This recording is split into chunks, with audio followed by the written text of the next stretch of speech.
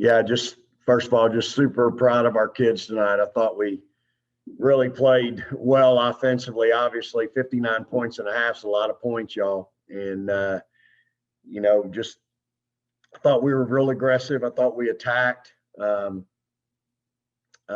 Obviously, we shot free throws well the first half. I think we were 18 out of 19. So I was really proud of everything that we did offensively.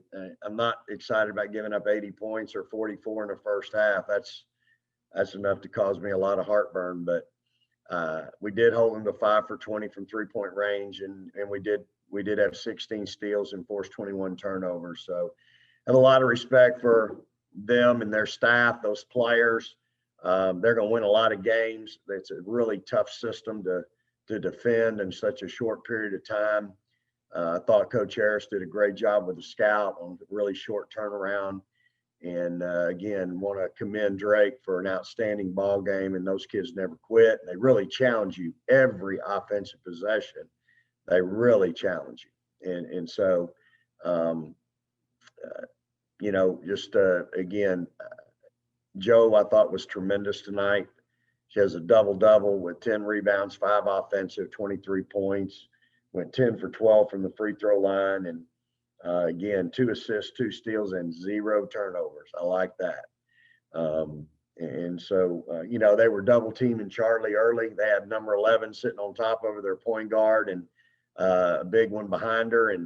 And so on nights like that, that's when the rest of the team, that's when you know you got a good team. When you get 59 points and they're double teaming and don't even care about guarding somebody, well, they're going to pay the price.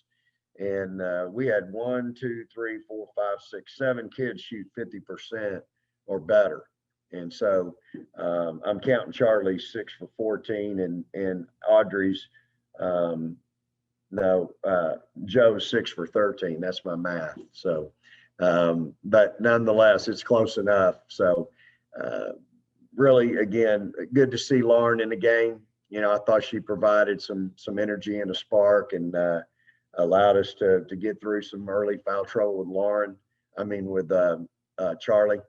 And again, I'm not real thrilled about 9 turnovers in the second half. I thought we were really sloppy, but I gave some kids some chances to play, and so we struggled a little bit with only 41 points in the second half. But good win. Again, we played really hard, stayed in the press most of the night.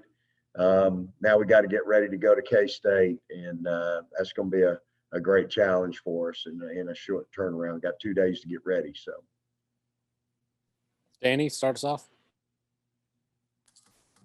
Vic, I have 2. We talked a little bit about this yesterday. How important was it for your team to find a team like Drake to play this week?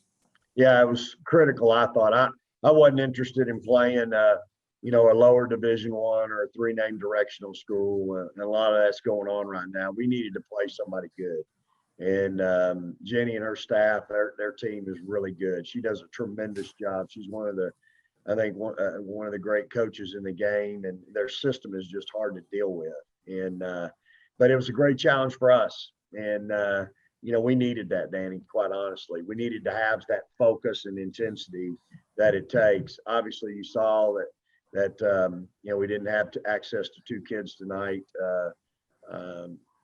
Couldn't play Celeste and really didn't need to play Deanna. And so, we didn't play them. And so it was good to see us function like we did.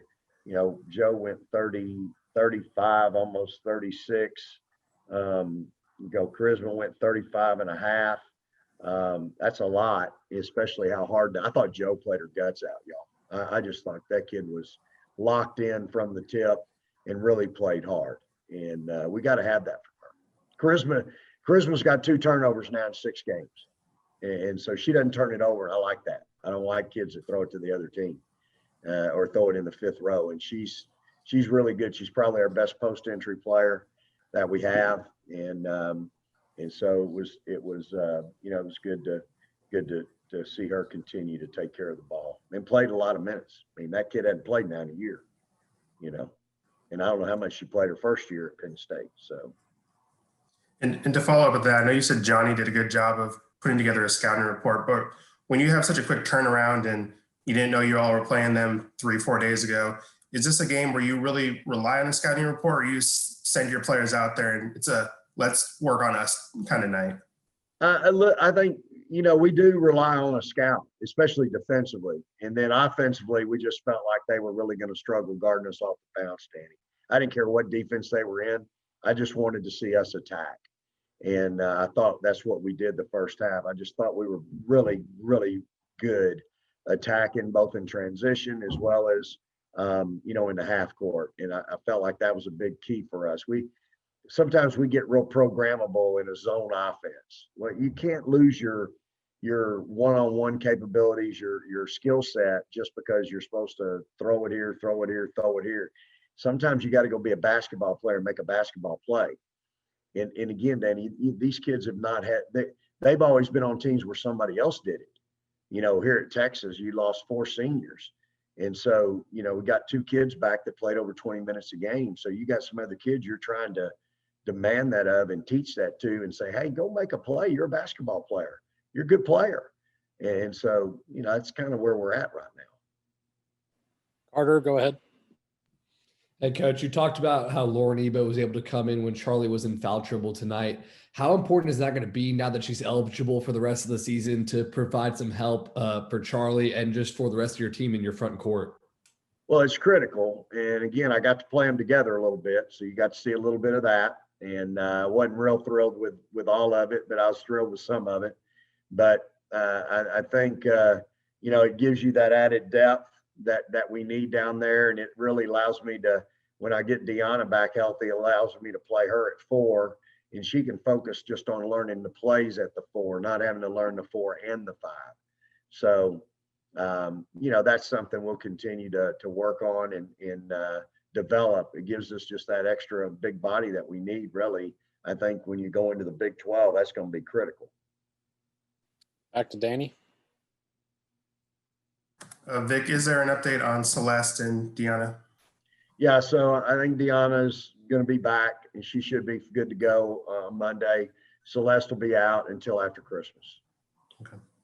And then Charlie seemed visibly frustrated at points tonight. Was that just her getting banged up in there? Or was that just her upset with, offense? And what did you tell her? I'm sure she's going to have a lot of these nights where she is going to be the focal point of their defense. Absolutely. Yeah. And again, she said, well, they got 2 people on me. And I'm like, well, that's why you're on a good team. You got other people that can take advantage of that. And this won't be the only night. And that we scored 59 points. And I think she had 2 points at halftime.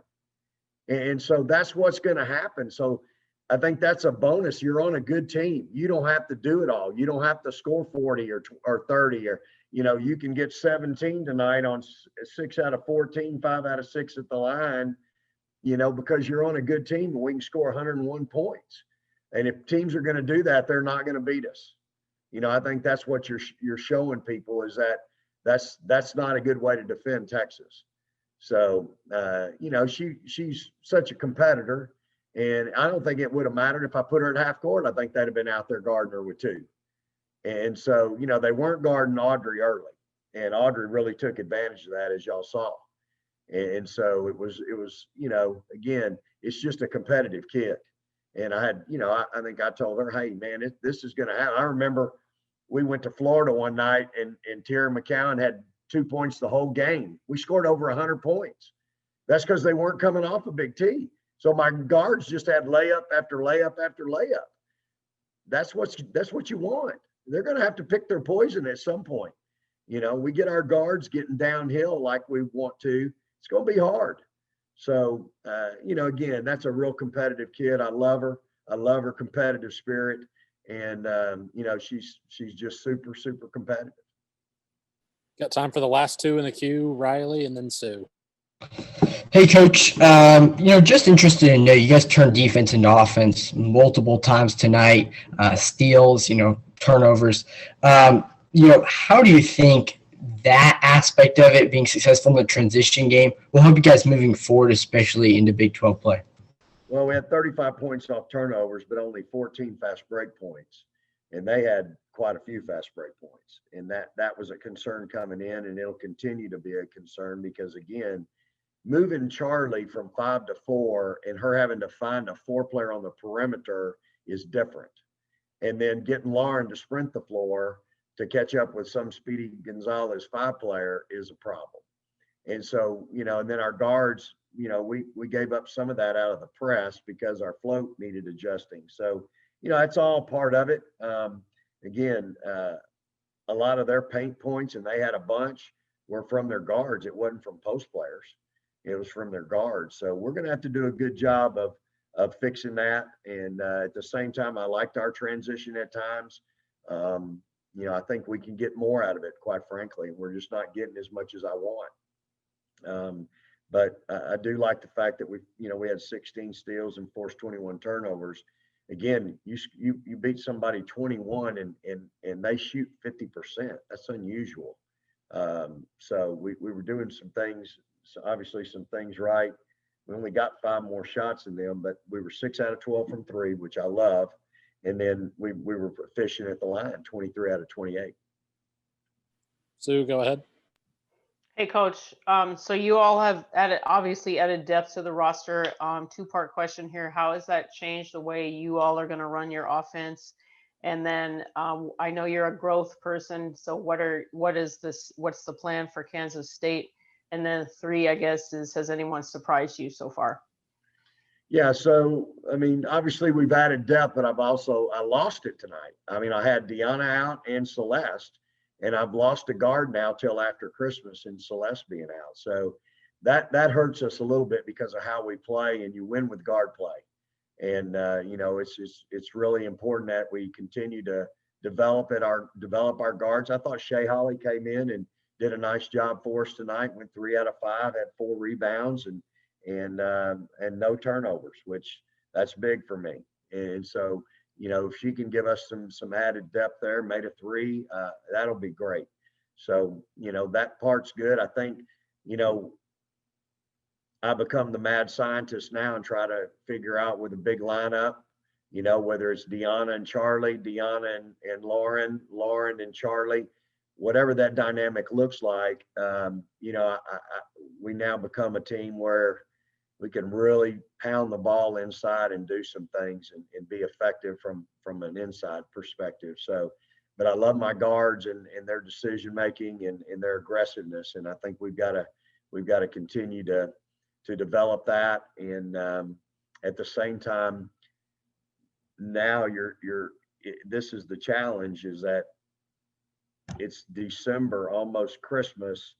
And I'm going to take a player and try to teach them a different position.